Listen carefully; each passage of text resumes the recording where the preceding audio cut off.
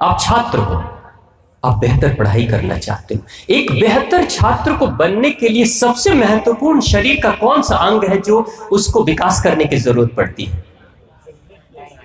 बताओ। माइंड, मस्तिष्क। अपने दिमाग को तेज करोगे तभी तो बेहतर छात्र बन पाओगे। अब माइंड को बेहतर करने के लिए क्या करना चाहिए? काजू खाना चाहिए, बादाम खाना चाहिए। आप इंटरनेट पे, यूट्यूब पे देखोगे, वीडियो में देखोगे, आप टीवी पे देखोगे, काजू खाओ, बादाम खाओ, तो ये खाओ, तो वो खाओ, 50 चीजें खाओ। क्या खाओगे? योगा करो। गुड, बहुत अच्छी बात, तालियां बजा दो योगा के लिए। और क्या करना चाहिए दिमाग को तेज करने के लिए? मान लो अगर हम कहते हैं काजू खाना चाहिए, तो बेचारे वो बच्चे जो बहुत अमीर घर के हैं, खूब काजू घर में है, चलो काजू खा लेंगे। बेचारे वो बच्चे जो नहीं, जिनके पास पैसे हैं, वो कहां से काजू खाएंगे? तो दिमाग को तेज करेंगे कैसे? आप अपना दिमाग तेज करना चाहते हो? कितने लोग चाहते हो दिमाग तेज करना? छोटे बच्चे भी चाहते हैं। देखो, बहुत बढ़िया, अच्छी बात। देखो, दिमाग तेज कैसे होगा? दिमाग तेज करने के लिए क्या करना? बस एक सिस्टम समझ लो। दिमाग की कुंजी, जैसे आपके घर में टीवी है ना, टीवी का रिमोट कंट्रोल कहीं और होता है और टीवी कहीं और चलती है। रिमोट कंट्रोल को छूकर आप टीवी के चैनल को बदल सकते हो। उसी तरीके से बिना दिमाग को छुए हुए दिमाग को तेज कर सकते हो। कैसे करना? आप विज्ञान में आपने पढ़ा है, चित्र देखा है दिमाग का, और आपने चित्र देखा है अपने पेट का। पेट कैसा दिखता है? पेट की आकृति देखी आपने? पेट में कैसा दिखाई देता है? ऐसा दिखता है, जिगजैग जिगजैग दिख रहा है ना। हमारी जो आंतें हैं, छोटी और बड़ी आंत, वो कितनी लंबी है? कितनी लंबी है? बड़ी आंत और छोटी आंत दोनों मिलाकर लगभग 7 से 7.5 मीटर की है। गुरुजी सही? 5 मीटर से लेके 5 मीटर तो छोटी आंत के आसपास होती है और 2.5 मीटर के आसपास लगभग बड़ी आंत हो जाती है। हमारी माएं जो घर में साड़ी पहनती है, वो कितनी लंबी होती है? 5 मीटर। 5 मीटर की साड़ी इतनी दूर में आ गई और ऊपर से 2.5 मीटर और 7.5 मीटर लंबी साड़ी, समझ लो पाइप लाइन आपके उस छोटे से मध्य प्रदेश के अंदर है। अब उसी में खाना जाएगा। खाना कैसे घूमेगा? लगेगा जैसे कि काठमांडू की पहाड़ियां हैं, टेढ़ी मेढ़ी। खाना घूमता है, जिगजैग जिगजैग, कितना घूमता होगा। उसी पाइप लाइन में कहीं कैल्शियम उस पाइप से खींचा जाता है भोजन से, कहीं मैग्नीशियम, कहीं पोटेशियम, कहीं सल्फर, कहीं आयरन होता है ना। दिमाग तेज करने के लिए क्या करना है? याद रखो, कुछ चीजों को ध्यान दो जरा। आपके जीवन में जो घटनाएं घटती होंगी उसके ऊपर जरा याद करो। अब तो बड़े हो गए हो तो ज्यादा फर्क नहीं पड़ता होगा। याद करो, जब आप छोटे थे, जब आप थोड़े बच्चे थे, जब आप मिडिल स्कूल में पढ़ते थे, एग्जाम के वक्त क्या कभी आपका पेट खराब हुआ? एग्जाम के वक्त कभी पेट में दर्द हुआ? कभी हुआ किसी के? चिंता हुई? कभी जब डर लगा, कभी भय हुआ किसी भी बात से, तो क्या आपको खाने की इच्छा उस समय होती है? भूख लगती है? कभी क्रोध जगता है तो क्या आप खाना खाते हो? नहीं ना। जबकि क्रोध जगा या भय जगा, वो कहां पे? वो तो मस्तिष्क में ना। मस्तिष्क ने सोचा ना कि मैं डर रहा हूं, मस्तिष्क ने क्रोध किया ना, लेकिन भूख का संबंध तो आपके पेट से है ना। तो पेट ने क्यों नहीं खाना खाया? जब आपका मस्तिष्क अस्त व्यस्त रहता है तो ऑटोमेटिक पेट भी अस्त व्यस्त हो जाता है। छोटे बच्चों से जाकर पूछना, एग्जाम के पहले बहुत टेंशन, बहुत प्रेशर में बच्चे, खास तौर से मैट्रिक के एग्जाम में बच्चों के ऊपर माता पिता जब बहुत प्रेशर बना देते हैं, बेटा फर्स्ट डिवीजन से नीचे और डिस्टिंक्शन से नीचे मार्क्स लाया तो छोड़ूंगा नहीं। बेटे के ऊपर, बेटियों के ऊपर इतना टेंशन कि एग्जाम के एक दिन पहले ही पेट खराब हो जाता है। आप लोग के तो नहीं होते? नहीं होते, क्योंकि मजबूत हो आप लोग। गुरुजी लोगों का आशीर्वाद है, आप लोगों को शारीरिक श्रम करते हो इसलिए मजबूत हो। नहीं तो ज्यादातर दिल्ली और मेट्रो सिटीज के बच्चे तो बीमारी हो जाते एग्जाम के समय पे। क्योंकि जिसके मस्तिष्क पे प्रेशर पड़ता है सबसे बुरा असर उसके पेट पे होता है, और जिसका पेट खराब होता है उसका मस्तिष्क भी खराब हो जाता है। आपने किसी दिन खा ली कुछ स्वादिष्ट स्वादिष्ट भोजन, कचौड़ियां, पकौड़ियां, छोले भटूरे, सिंघाड़े, समोसे, मुंह में पानी तो नहीं आ रहा है, चाउमीन वगैरह खाते हो, उसके बाद ये खाना खाने के बाद अगर आप पढ़ाई करने जाते हो तो क्या पढ़ाई में मन लगता है? क्यों नहीं लगा? पढ़ना तो है दिमाग से ना, खाना तो खाया पेट में, तो फिर क्यों नहीं मन लग रहा है? इसलिए क्योंकि वो जिगजैग जो बना है ना अंदर, वो ट्रैफिक जाम है। अब पेट की तरह कुछ और भी है क्या आपके शरीर में? बताओ, पेट जैसा दिखने वाला कुछ और है आपके शरीर में? मस्तिष्क, खुले हुए मस्तिष्क के तस्वीर को कभी देखा है? कैसा है? जिगजैग, टेढ़े मेढ़े, वो भी वैसा ही है। ये टेढ़ा मेढ़ा सड़क अगर खराब होती है तो वो टेढ़ी मेढ़ी सड़कें भी खराब हो जाती है। जिसका पेट खराब उसका दिमाग खराब, और जिसका दिमाग खराब उसका पेट खराब। बस सिंपल। दिमाग तेज करने के लिए क्या करना? पेट को साफ करो ठीक से, कचड़ा मत भरो, नहीं तो सारा कचड़ा दिमाग में चला जाएगा। जितना पेट साफ होगा उतना ही दिमाग तेज होगा। अब पेट को साफ करने के लिए दिमाग को तेज करना है तो करना क्या होगा? कुछ करेंगे, एक छोटा सा प्रयोग करेंगे आप लोग, लेकिन नियमित करना होगा। और मैं आपको यह भी बता दूं उसके फायदे कितने। कई बार होता क्या है, मैं क्यों करूंगा, फायदे पहले बताइए तब मैं सोचूंगा। एक छोटी सी बात बता दूं, क्योंकि पिछले 20-25 वर्षों का मेरा शोध है उसके ऊपर, और हिमालय के साधकों से लेके बड़े बड़े तपस्वियों के ऊपर भी मैंने उस प्रयोग को किया है, और काफी फायदा हुआ है लोगों को। फायदे मैं पहले ही बता देता हूं आपको। पेट में दर्द नहीं होगा, गैस की समस्या नहीं होगी, जोड़ों का दर्द, गठिए का दर्द नहीं होगा। किसी को डायबिटीज हो गई हो घर में तो कुछ दिनों में डायबिटीज की रीडिंग नीचे आने लगेगी, बीपी अच्छी होने लगेगी, आपके सर के बाल जल्दी सफेद नहीं होंगे, आपके चेहरे पे झाइयां झुर्रियां नहीं आएंगी, उम्र का असर जल्दी नहीं होगा, दिमाग तेज होगा, रात में नींद अच्छी आएगी। आपके घर के दादा दादी अगर रात में चैन से सो नहीं पाते होंगे तो उनको भी अच्छी नींद आने लगेगी अगर ये प्रयोग करेंगे। हमारी माताओं के पेट में कभी दर्द नहीं होगा, सीने में जलन, खट्टे डकार नहीं आएंगे, भूख बहुत अच्छी लगेगी, जो खाओगे वो सब पचेगा। और सबसे अच्छी बात, बच्चों का नाटक बंद हो जाएगा। मम्मी हम ये नहीं खाएंगे, रोज तुम वही रोटी सब्जी बना देती हो, रोज वही चावल दाल पका देती हो। होता है ना, ये बच्चे जो नाटक करते हैं कि हम ये नहीं खाएंगे, हम वो नहीं खाएंगे, और माताएं हाथ में प्लेट लेकर और पीछे पीछे दौड़ती है, बेटा खा लो खा लो खा लो। ऐसे नखरे आप लोग तो नहीं करते? ये नखरे अगर कोई बच्चे करते होंगे तो वो भी सुधर जाएंगे अगर ये प्रयोग करेंगे तो। इसके इतने फायदे, और दिमाग तो तेज होगा। और एक सबसे अच्छी बात आपको पता है क्या होगा? आप लोग एनसीसी के कैडेट्स हो, आपकी स्टेमिना बढ़ जाएगी। इस दुनिया में सबसे ज्यादा हाई स्टेमिना वाला कौन है बताओ? आदमी और जानवर सब मिलाकर बोलो, सबसे ज्यादा स्टेमिना किसमें है? घोड़ा।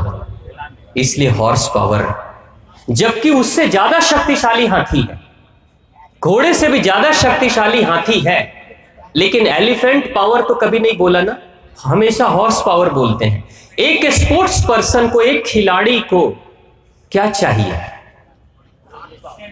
हॉर्स पावर, एलिफेंट पावर नहीं। एलिफेंट पावर खाना है तो कोई बात नहीं, खाते रहो सोते रहो, खाते रहो सोते रहो, कुछ दिन में हाथी तो बन ही जाओगे, हो ही जाओगे, उसके लिए कुछ मेहनत करने की जरूरत नहीं।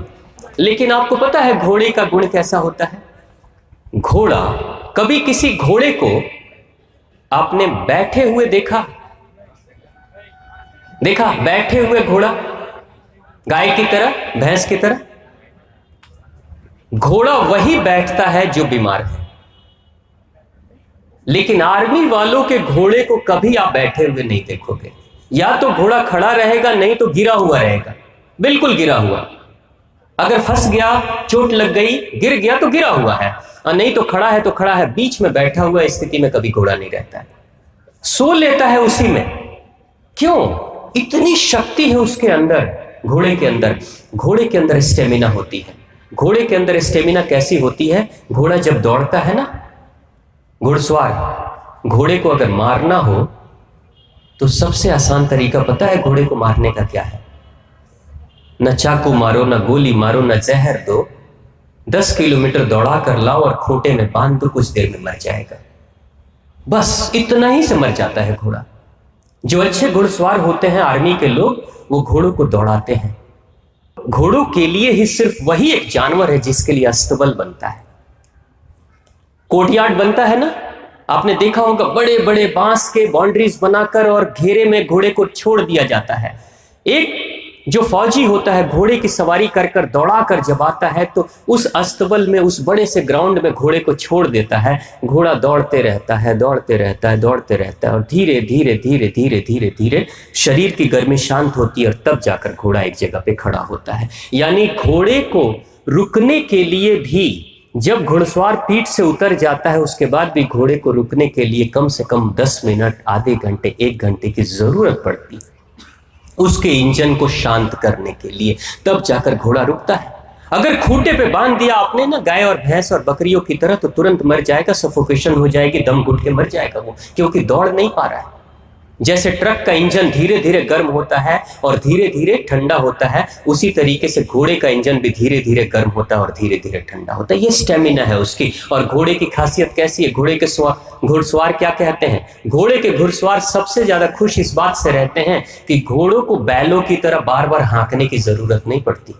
एक बार पीठ पे एक लात मारते हैं, धीरे से अपने पैरों से इशारा करते हैं, घोड़ा दौड़ने लगता है, दौड़ते रहता है, सरपट भागते रहेगा। 2 किलोमीटर, 3 किलोमीटर, 4 किलोमीटर, 10 किलोमीटर आराम से भाग रहा है। फिर उसको यू टर्न मारो, फिर 10 किलोमीटर आराम से दौड़ रहा है, थकता ही नहीं वो। इसलिए इतना स्टेमिना है उसमें। स्टेमिना इसलिए इतना है क्योंकि हमारे जो लंग्स है ना, फेफड़े, ये मधुमक्खियों के जाले की तरह इसमें छोटे छोटे छिद्र होते हैं। उन्हीं छिद्र के अंदर ऑक्सीजन भरी रहती है, जिसका ये लंग्स जितना ही ब्लॉक रहता है उतना ही कम स्टेमिना उसकी होती है। और जितने ही छिद्र खुले रहते हैं इंसान के और जितनी ज्यादा ऑक्सीजन भरी होती है उतनी ज्यादा स्टेमिना उसकी बढ़ जाती है। योग प्राणायाम कराने में कराया क्या जाता है? सांसें तो लेना और छोड़ना। हर बार हर सांस जब कपालभाति करो, अनुलोम विलोम करो, कोई भी प्राणायाम करो, तो सांसें लोगे और छोड़ोगे तो उससे क्या होगा? अंदर के जो छिद्र ब्लॉक है कार्बन डाइऑक्साइड के कारण से, कार्बन डाइऑक्साइड हटेगी, ऑक्सीजन भरेगी और आपके अंदर की स्टेमिना बढ़ जाएगी। बस स्टेमिना बढ़ाने के लिए योग प्राणायाम करते हैं। लेकिन इस लंग्स का, अगर किसी को दमे की शिकायत है तो दमे की शिकायत सिर्फ फेफड़े के कारण से नहीं होती है। दमे की शिकायत बड़ी आंत के अंदर की गंदगी के कारण से, बड़ी आंत की गंदगी से जाम है अगर वो आंत, तो फेफड़ा जाम हो जाएगा, सांस लेने में दिक्कत होनी शुरू हो जाएगी। यानी अगर किसी को दमे की शिकायत हो रही है, इसका मतलब उस इंसान का पेट ठीक से साफ नहीं हो रहा है, बस सिंपल, और कोई कारण नहीं है। उसका पेट ठीक साफ करने लगो, दमे की शिकायत खत्म हो जाएगी, फेफड़े की समस्याएं खत्म हो जाएगी। तो हम क्या करेंगे? अपने शरीर को स्वस्थ रखने के लिए, अपनी स्टेमिना को बढ़ाने के लिए, क्योंकि मैं कई ऐसे प्रोग्राम भारत के फौजियों के साथ भी मैंने किया है, भारत के जो ट्रेनिंग के फौजी होते हैं खास तौर से, उनके साथ में उस प्रयोग को किया और बड़े अद्भुत परिणाम मिले हैं। आप भी करेंगे, आपके जीवन में 1 महीने अगर सिर्फ आपने कर लिया, 1 महीने में आपके जीवन में अद्भुत परिवर्तन आ जाएगा। और सबसे बड़ा परिवर्तन क्या आएगा? कई लोगों को आपने देखा होगा, सुबह जब सोकर उठते हैं ना, तो शक्ल देखने से ऐसा लगता है कि 12 बज गया अभी। सुबह भी चेहरा लटका हुआ, दोपहर में तो लटकाएंगे, शाम को भी लटका हुआ। जीवन में कोई उत्साह नहीं, कोई खुशी नहीं। कई लोगों से पूछा जाता है, खुश क्यों नहीं रहते हो? क्या है जो देखकर खुश हो? सुबह भी रोना, शाम को भी रोना, दोपहर में भी रोना। आप अगर ये प्रयोग करोगे, आपके मन में बड़ी खुशी आएगी, अंदर से बड़ा उत्साह आएगा, हर कार्य को उत्साह से करोगे। तो वो बहुत छोटा सा प्रयोग है, आप सभी कर सकते हो। क्योंकि जो लोग, अब ये प्रयोग किनको करना है? जिनकी उम्र 15 वर्ष से ऊपर की हो गई है। आप सबकी 15 वर्ष से ऊपर वाली उम्र है ना? 15 वर्ष से जो छोटे बच्चे बैठे हुए हैं, बेटा आपकी 15 वर्ष तो नहीं हुई, 15 वर्ष से जो छोटे उम्र के लोग हैं वो उसकी मात्रा कम रखेंगे, 15 वर्ष से ऊपर वाले उसकी मात्रा ज्यादा रखेंगे। करना क्या, सुबह उठते ही शौचालय जाने से पहले पानी पीना है। अब सुबह कितने बजे उठना है? 8 बजे, 9 बजे, जल्दी तो नहीं बोल दिया, 10 बजे चलेगा, 4 बजे, ठीक है। कितने लोग 4 बजे उठते हैं? देखो उठने वाले बताना। हाँ चलो, कितने लोग 8 बजे के बाद उठते हैं? 8 बजे के बाद, गुड, बहुत अच्छी बात। देखो क्यों सुबह बोला गया उठना, आपको पता है एक बात, आपके घर में तो अच्छा है, कोई सभी लोग स्वस्थ हैं, कभी कोई मरीज, हार्ट अटैक का मरीज अगर कोई हो ना, जिसकी बीपी बढ़ी हुई है, जिसको दिल के दौरे पड़ने की शिकायत होती है, अगर वो इंसान, कभी कोई इंसान जिसको हार्ट अटैक की समस्या होती है, आपको पता है हार्ट अटैक अगर अटैक कभी पड़ता है, दिन में अगर किसी को हार्ट अटैक के दौरे पड़ते हैं तो बड़े धीमे दौरे होते हैं, दिन में इंसान कई बार बच जाता है, लेकिन रात्रि, आधी रात्रि के वक्त अगर किसी को हार्ट अटैक के दौरे पड़ जाते हैं तो उस इंसान के बचने की गुंजाइश कम रहती है, वो ज्यादा तेज स्ट्रोक लगता है रात्रि में। क्योंकि हमारी जो प्राण की शक्ति है, वो प्राण की शक्ति हमारी हमेशा एक जगह पे नहीं रहती। आपने कभी सोचा हमारा प्राण कहां रहता है? वो ट्रांसफर होते रहता है। रात के, आधी रात के वक्त में हमारी प्राण की शक्ति हमारे फेफड़े और दिल के आसपास में होती है, प्राण की शक्ति यहां पे रहती है आधी रात के वक्त। इसलिए आधी रात के वक्त अगर दिल का दौरा पड़े तो प्राण की शक्ति बहुत तेज है, इसलिए दौरा भी बहुत तेज पड़ता है और बचने की गुंजाइश कम रहती है। आधी रात के वक्त प्राण की शक्ति यहां होती। अब आधी रात के बाद लगभग 3 बजे के बाद रात्रि में प्राण की शक्ति शिफ्ट होती है और चली जाती है बड़ी आंत में, और बड़ी आंत में जब शिफ्ट होती है तो बड़ी आंत की ऊर्जा बढ़ जाती है। अब सुबह के वक्त में जो गुरुओं ने कहा कि सुबह उठो, शौचालय जाओ, पेट की सफाई करो, क्योंकि बढ़ी हुई शक्ति के समय अगर पेट की सफाई, बड़ी आंत की सफाई करोगे तो बहुत आसानी से बड़ी आंत की सफाई हो जाएगी और शरीर की सारी गंदगी बाहर निकल जाएगी। इसलिए गुरुओं ने कहा कि सुबह उठकर जल्दी फ्रेश होना चाहिए। अब जो इंसान, अब वो प्राण की शक्ति बड़ी आंत में सिर्फ सुबह के 6:30 बजे तक रहती है, उसके बाद वो शक्ति ट्रांसफर होकर हमारे पेट में चली जाती है, खाने के लिए चली जाती है, भोजन के लिए चली जाती है। अगर 6:30 बजे से पहले कोई इंसान सुबह में उठकर अपने पेट की सफाई नहीं करता है तो उस इंसान को कब्ज की शिकायत हो जाएगी, फिर उस इंसान को डायबिटीज की समस्या हो सकती है, फिर उस इंसान को बीपी की समस्या हो सकती है, फिर उस इंसान को मानसिक रोग यानी डिप्रेशन की शिकायत हो सकती है शरीर की गंदगी के कारण से। तो उस शुद्धि के लिए सुबह में उठना बहुत जरूरी है। तो सवेरे जब उठते हैं तो उठते ही अगर सूरज के उगने से पहले उठ गए तो बहुत अच्छी बात। सूरज के उगने से पहले उठते हैं, 15 वर्ष से उम्र ज्यादा है, माताएं बैठी हैं, आप लोग के लिए भी है, बाबूजी लोग के लिए, सूरज के उगने से पहले अगर उठ जाते हो, जाड़े का दिन है, हल्का गर्म गुनगुना पानी कर लो और उसकी मात्रा कितनी होनी चाहिए? 1.25 लीटर। कितना? 1.25 लीटर कितना होता है पता है ना? 1250 ml, 1 लीटर और 250 ग्राम और 1 लीटर और 250 ग्राम और 1.25 लीटर पानी पीने की आदत आप डालो। लेकिन पहले दिन पियोगे तो जितनी तेजी से 1.25 लीटर अंदर जाएगा उतनी तेजी से 1.25 लीटर बाहर भी आ जाएगा। पहले दिन अगर ऐसा करोगे तो आपको क्या करना, धीरे धीरे मात्रा बढ़ानी है, धीरे धीरे, हाँ, नहीं तो उल्टी हो जाएगी। धीरे धीरे बढ़ाओगे, 1 दिन 2 दिन 4 दिन, मात्रा बढ़ाते बढ़ाते 1 हफ्ते में 1.25 लीटर पे चले आओगे आराम से। अच्छा, बिना कुल्ला किए पीना है। और जब मुंह साफ है तो 1 लाख ग्रंथियां मस्तिष्क में काम करती हैं, क्या बनाती हैं? लार। अब उस लार को आप अपने पेट में ही डालोगे पानी के साथ में। आपको पता है सुबह की लार अमृत है, जिसको हम बाहर नाले में फेंक देते हैं सुबह उठते ही कुल्ला करके, अमृत है वो। तो पता है क्या होगा? छोटे वाले कमरे की बड़ी तेज याद आएगी। छोटा वाला कमरा कौन सा? उस छोटे से कमरे की याद आएगी, और अगर कोई बैठा होगा तो कहोगा जल्दी निकलो भाई, नहीं तो गाड़ी छूटने वाली है, इज्जत जाने वाली है। और जैसे ही वो निकलेगा आप एकदम रॉकेट की स्पीड से अंदर जाओगे, थोड़ी देर बैठोगे ही ना, खड़े तो नहीं करना, कुछ पढ़े लिखे बच्चे हो, बैठोगे और बैठने के बाद जब बाहर निकलोगे ना तो पता है क्या बोलोगे? वाह मजा आ गया, बहुत दिनों के बाद मजा आया है। जिस दिन आपके पेट की प्रॉपर सफाई हो जाएगी ना, उस दिन पता है उसी दिन से दिमाग आपका बेहतर होने लगेगा। सिर्फ मजा, पेट साफ हुआ लेकिन मजा आया किसको? दिमाग कहता है ना वाह आनंद आ गया। आनंद की अनुभूति कहां होगी? यहां। लेकिन साफ क्या हुआ? ये तो ये जिगजैग इसका साफ हो गया तो इसका भी जिगजैग साफ। ये है अपने दिमाग को बेहतर करने का सबसे सुंदर मंत्र। मैं भी आपकी तरह जब मैं इन प्रयोगों को नहीं करता था तो मेरे साथ भी बड़ी समस्याएं होती थी। पता है क्या होता था? आप लोग वाद विवाद प्रतियोगिता करते हो ना? आप लोगों ने भाग लिया स्कूल में, गुरुजी ने कितना सुंदर प्रतियोगिता कराया। वाद विवाद प्रतियोगिता क्यों कराना?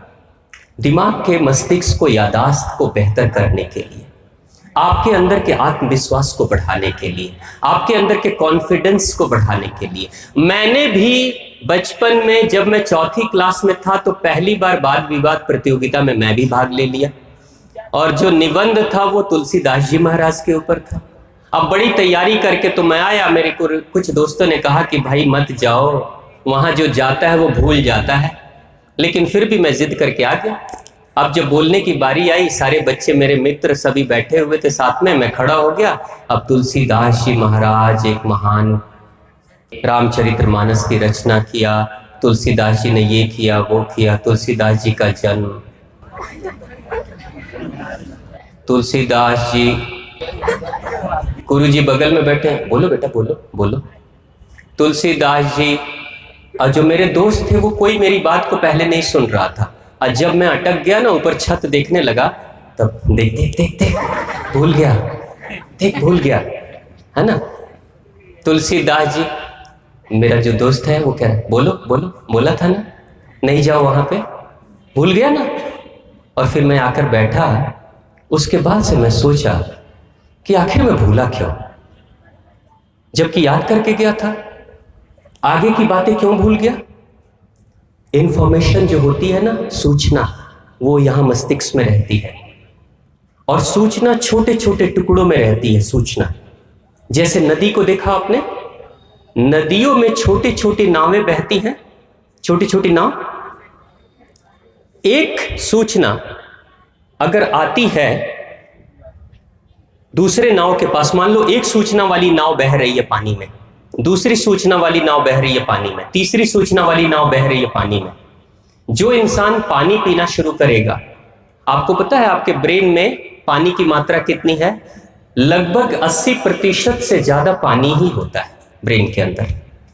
और पानी के माध्यम से, उस फ्लूइड और लिक्विड के माध्यम से हमारे अंदर की सूचनाएं तैरते हुए आती हैं और हमारे आगे के तरफ में यहां आती है, तब हमें बातें याद आती। कई बार आपने देखा होगा, अपने पुराने मित्र को याद कर रहे हो और नाम भूल रहे हो, उसका नाम तो मुझे याद है लेकिन अभी याद नहीं आ रहा है, ऐसा होता है ना। और अचानक क्लिक किया, अरे हाँ उसका नाम रमेश है, उसका नाम सुरेश है, उसका नाम ये है, होता है। ये जो फ्लो ऑफ इंफॉर्मेशन है, सूचनाएं हैं चारों तरफ से, ये हम सबके दिमाग में बिखरी बिखरी सी हुई है। लेकिन जब इंसान पानी पीने की आदत डाल लेता है, ये इस प्रयोग शुरू कर देता है, तब क्या होगा? उस पानी के माध्यम से, अब एक बात सोचो, नदी अगर सूख जाए तो क्या नाव तैर पाएंगी? नहीं ना। उसी तरीके से दिमाग जिसका सूख गया है, उसके जीवन में भी फ्लो ऑफ इंफॉर्मेशन, सूचनाओं के आने का जो प्रवाह है वो स्लो हो जाता है। इसलिए वो इंसान सब कुछ पढ़ते हुए भी भूल जाता है। तो अपने ब्रेन को, अपने मस्तिष्क को बेहतर करने के लिए भी ये प्रयोग करना शुरू कर दो। कल से शुरू करेंगे सब लोग? कितने लोग करेंगे? पक्का? माताएं नहीं करेंगी, आप लोग भी करेंगी? जरूर करिएगा, बहुत अच्छा परिणाम मिलता है। और 1 महीने सिर्फ आप कर लोगे तो जीवन में अद्भुत परिणाम मिलेगा। और यही यही भगवान श्री राम को भी उनके गुरु ने सिखाया था। सिर्फ किताबों की शिक्षा मत ग्रहण करो, किताबों के साथ अपने शरीर को भी बेहतर बनाने की कोशिश करो, क्योंकि अच्छा छात्र वही होता है जिसका शरीर स्वस्थ और तंदुरुस्त होता है, और अच्छा छात्र वही होता है जिसका मन बेहतर होता है और जिसकी याददाश्त अच्छी होती है। निश्चित तौर से वो जीवन में बेहतर कार्य कर पाता है।